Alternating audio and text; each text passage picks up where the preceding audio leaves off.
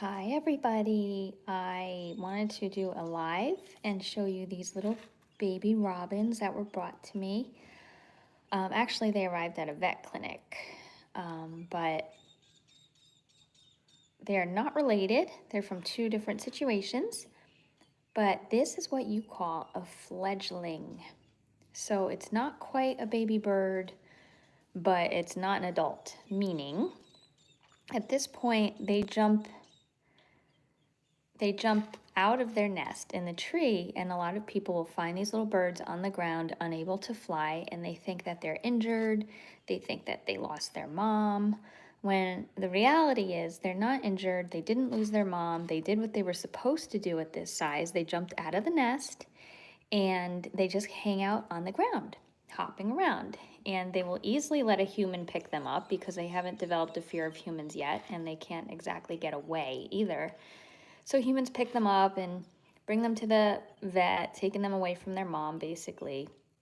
And the best thing to do if you ever see a bird this size hopping around on the ground is to leave it alone, because the mom will be still feeding it and caring for it and keeping it safe.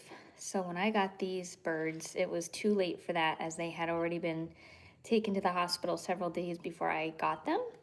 So by that point, it became too late to reunite them with their mom. The bottom line is, if you see a fledgling like this on the ground, just let it be. Let the mom finish raising it. I'm going to finish raising these two because that's the position they're in, and that's what I do. But it's a good thing to learn that birds this size on the ground are completely normal. Okay, you guys look full.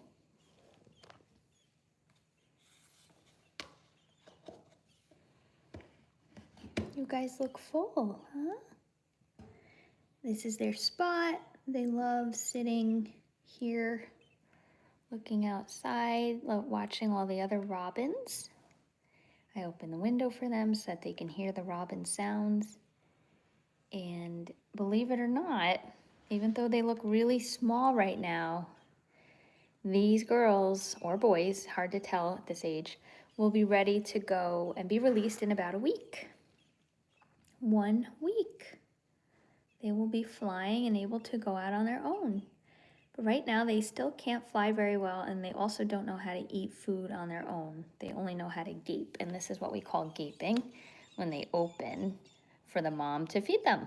Because if I put a plate of food right here, it would not know how to pick up the food. They don't actually figure that out until they're a couple weeks old. So they just like to gape. I don't have anything, but I'll give you an example that they don't really know how to pick up food. I have some healthy mealworms here. I'm going to show this one the mealworm.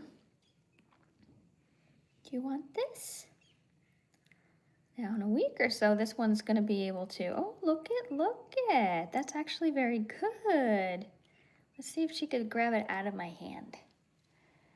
This is very, very promising when they actually learn how to pick up their own food. Go on. Let's see if she'll do that again. Want to do that again? I know, you want me to put it in your mouth. If you show her, though, a plate of food, I don't think she's at the point where she knows how to grab the food yet. Want to grab some of that?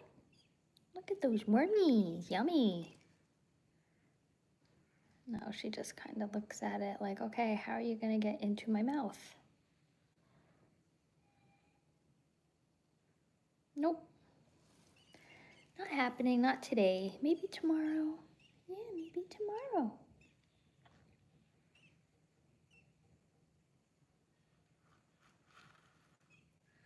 They're looking sleepy, so I'm going to end this live.